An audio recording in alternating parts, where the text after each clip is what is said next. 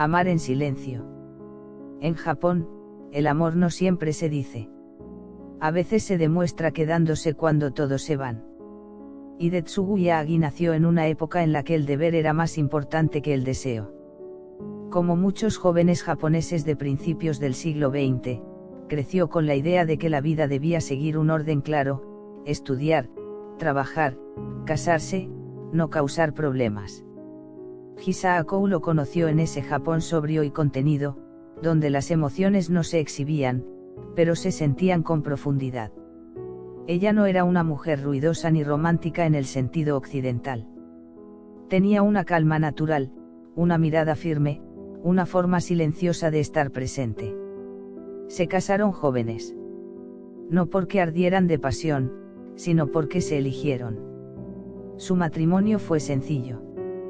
Una casa modesta. Rutinas claras. Pequeños gestos diarios que, sin saberlo, estaban construyendo algo fuerte. Hidetsugu trabajaba. Hisao cuidaba el hogar. Compartían comidas, silencios, estaciones. El amor, para ellos, no era una promesa eterna. Era permanencia. Todo cambió con una noticia que llegó sin avisar. Hidetsugu empezó a enfermar. Al principio fueron síntomas leves: cansancio, manchas en la piel, entumecimiento en las manos. Los médicos tardaron en decirlo, pero cuando lo hicieron, no dejaron espacio para la esperanza. Lepra. En el Japón de entonces, esa palabra no significaba solo enfermedad. Significaba exilio. Las personas diagnosticadas eran separadas de la sociedad y enviadas a sanatorios obligatorios, islas cerradas donde se vivía, y se moría, lejos del mundo. El Estado no preguntaba. Ordenaba. Hidetsugu debía irse. La noche antes de partir, la casa se sintió extrañamente grande. Hisao preparó la cena como siempre. Sirvió el arroz. Se sentaron frente a frente. No hablaron mucho. No era su forma. Hidetsugu, con la vergüenza clavada en el pecho, le dijo que ella no tenía obligación de seguir siendo su esposa. Que podía rehacer su vida. Que nadie la juzgaría. Hisao lo escuchó sin interrumpir. Y cuando terminó de hablar, respondió con una frase corta, casi invisible: donde vayas tú, voy yo. Él creyó que no lo había entendido. Pero ella sí lo había entendido todo. El día que Hidetsugu fue trasladado al sanatorio de Nagashima, Hisao tomó una decisión que nadie esperaba. Pidió ser internada voluntariamente con él. No estaba enferma. No estaba obligada. No había marcha atrás. Sabía lo que significaba renunciar a su familia, a su nombre en la sociedad, a la posibilidad de tener hijos, a una vida fuera de esos muros. Sabía que quizá nunca volvería a salir. Y aún así, firmó. En Nagashima, el tiempo no pasaba igual. Los días eran lentos. Reglamentados. Fríos. El contacto físico estaba prohibido. Los matrimonios seguían existiendo solo en el papel. Dormían separados. Comían separados. Vivían juntos, sin tocarse. Para muchos, aquello no era vida. Para Hisao, era amor. Se sentaban uno junto al otro, guardando la distancia obligatoria, mirando el mismo árbol, el mismo cielo. A veces no hablaban durante horas, no hacía falta. Hidetsugu empezó a escribir. Poemas breves. Palabras que no podía decir en voz alta. Ella los guardaba. Mientras el mundo exterior los olvidaba, ellos seguían eligiéndose cada día, en silencio, en condiciones inhumanas, sin testigos. Todavía no sabían cuánto duraría ese encierro. Ni cuántas cosas tendrían que perder. Pero ya habían tomado la decisión más importante de sus vidas. No irse. Vivir donde el mundo termina. El sanatorio de Nagashima no era una prisión con barrotes, pero lo parecía en todo lo demás. Estaba aislado del continente, rodeado de agua, lejos de las ciudades, lejos de la memoria colectiva. Allí iban a parar quienes el país no sabía, o no quería, mirar. La lepra no solo enfermaba el cuerpo, borraba identidades. Al llegar, Hidetsugu dejó de ser un ciudadano. Se convirtió en un número. Hisaako, por decisión propia, aceptó convertirse en uno también. La vida dentro del sanatorio estaba regida por normas estrictas. Todo tenía un horario. Todo tenía una distancia. El contacto físico estaba prohibido incluso entre matrimonios. El amor debía existir sin piel, sin abrazos, sin gestos visibles. Para muchos, aquello rompía cualquier vínculo. Para ellos, lo redefinió. Hisaako comenzó a trabajar como asistente y cuidadora. No porque se lo pidieran, sino porque era su manera de mantenerse útil, de no dejar que la tristeza se volviera costumbre. Cuidaba a otros enfermos, limpiaba, acompañaba. Veía morir a personas jóvenes. Veía llegar a otras con la mirada ya apagada. Nunca se quejó. Hidetsugu, en cambio, luchaba con algo más profundo que la enfermedad, la culpa. Se sentía responsable de haber arrastrado a su esposa a ese lugar. Cada vez que la veía caminar por los pasillos blancos, con el uniforme sencillo del sanatorio, pensaba que ella debería estar afuera, viviendo una vida normal, formando una familia, siendo feliz. Ella nunca aceptó esa idea. Por las tardes, cuando el trabajo terminaba y el sol comenzaba a bajar, se encontraban en el mismo lugar de siempre. 2 sillas. Una distancia exacta entre ellas.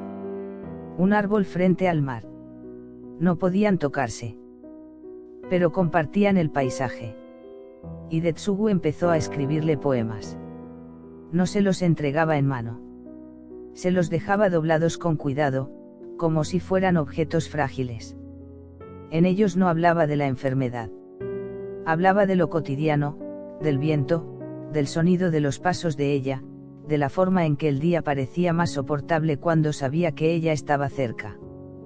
Hisaako los leía en silencio. No lloraba. No era una mujer de lágrimas fáciles. Guardaba los poemas en una pequeña caja de madera. Para ella, esas palabras eran prueba de algo que el sanatorio no podía quitarles. El tiempo pasaba distinto allí dentro. Un año parecía 10. 10 parecían una vida entera. Mientras tanto, fuera del sanatorio, Japón cambiaba. Guerras, reconstrucción, modernidad. Dentro, todo permanecía igual. Las mismas paredes. Las mismas reglas. La misma distancia obligatoria. Muchos matrimonios no resistieron. Algunas esposas dejaron de visitar. Algunos maridos pidieron el divorcio. No por falta de amor, sino por agotamiento. Vivir esperando sin tocar, sin futuro claro, era demasiado. Hisaako nunca faltó un solo día a su rutina compartida. No hablaba de sacrificio. No hablaba de destino. Hablaba de elección. Con los años, la salud de Hidetsugu se fue debilitando. La enfermedad avanzaba lentamente, como una sombra paciente. Él lo sabía. Ella también. Nunca lo dijeron en voz alta. Cuando él ya no podía escribir con la misma facilidad, Hisaako comenzó a leerle en voz alta. Libros sencillos. Poesía. A veces, incluso los mismos poemas que él había escrito años antes. Era una forma de devolverle la voz. En ese lugar donde el contacto estaba prohibido, desarrollaron una intimidad distinta. Hecha de miradas largas. De silencios compartidos. De una presencia constante que no exigía nada. No tuvieron hijos. No tuvieron una casa fuera de los muros. No tuvieron fotografías familiares enmarcadas. Tuvieron algo más raro, constancia. Cuando Hidetsugu empeoró gravemente, fue trasladado a una zona más restringida del sanatorio. Hisaako ya no podía verlo todos los días. A veces solo lo veía de lejos. A veces, solo sabía de él por otros. Aún así, seguía yendo al mismo árbol. Seguía sentándose en la misma silla. Como si él aún pudiera verla. El amor, entendió entonces, no siempre necesita respuesta inmediata. A veces basta con seguir estando. Hidetsugu murió una mañana tranquila. No hubo ceremonias públicas. No hubo despedidas. En el sanatorio, la muerte era algo frecuente, casi administrativo. Pero para Hisaako, el mundo se detuvo. No gritó. No cayó al suelo. Simplemente se quedó quieta. Esa noche, abrió la caja de madera. Leyó cada poema. Uno por uno. Como si él estuviera ahí, hablándole por última vez. Al día siguiente, tomó una decisión que sorprendió a todos. No se fue. Quedarse cuando ya no queda nadie. Cuando Hidetsugu murió, el sanatorio no se detuvo. Las enfermeras siguieron caminando por los pasillos blancos. Las campanas marcaron las horas. Los otros internos continuaron con sus rutinas lentas y repetidas. La muerte, en Nagashima, no era una excepción. Era parte del sistema. Pero para Hisaako, todo había cambiado de forma irreversible.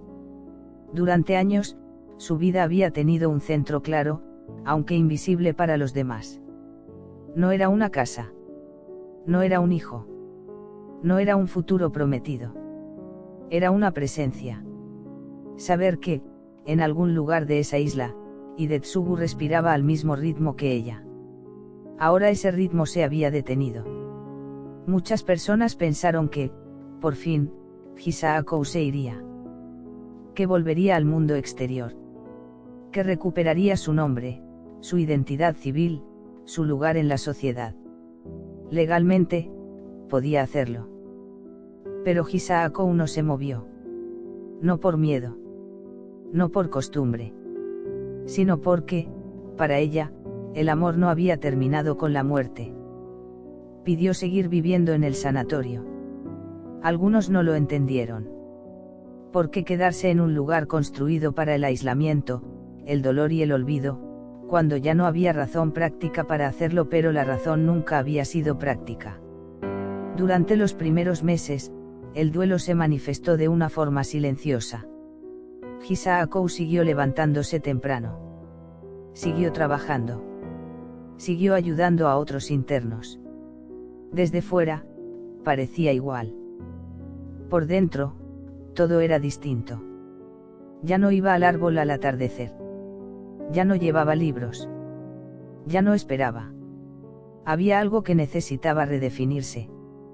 Con el tiempo, comenzó a hacer algo nuevo, empezó a acompañar a otros pacientes que estaban solos. Personas que habían sido abandonadas por sus familias. Personas que ya no recibían visitas. Personas que morirían sin que nadie pronunciara su nombre. Hisaako se sentaba cerca de ellos. Guardaba la distancia reglamentaria. Escuchaba. A veces no decía nada. A veces leía en voz alta. A veces simplemente permanecía. No se presentó nunca como una heroína. Nunca habló de su historia. Nunca explicó por qué estaba allí. Pero quienes la conocieron sabían algo, ella entendía el abandono desde dentro. En las noches tranquilas, cuando el sanatorio se sumía en un silencio más profundo, Hisaako abría la caja de madera. La misma. La que había guardado durante décadas. Los poemas de Hidetsugu empezaron a envejecer.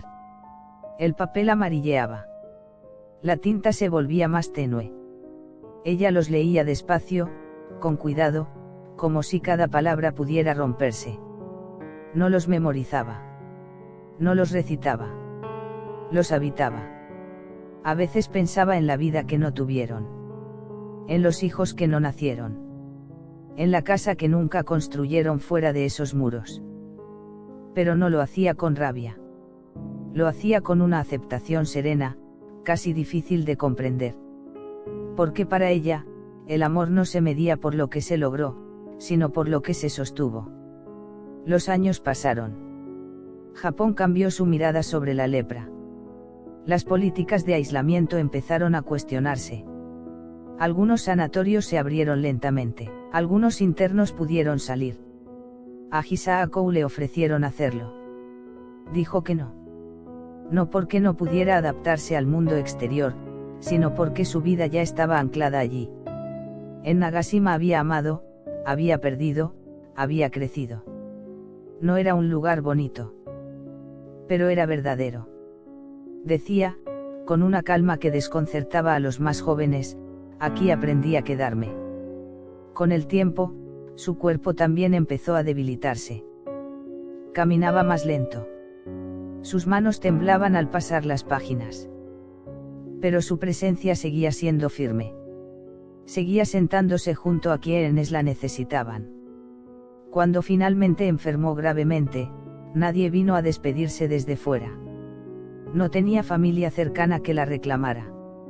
Su vida había quedado completamente ligada a ese lugar. Y, de algún modo, eso estaba bien. Antes de morir, pidió algo simple, que la caja de madera se quedara con ella. No para enterrarla.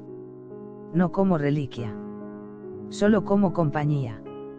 Murió en el mismo sanatorio donde había vivido la mayor parte de su vida adulta. Sin ruido. Sin ceremonia. Sin titulares. Pero no murió sola. Murió sabiendo que había amado sin condiciones, sin contacto, sin promesas de futuro.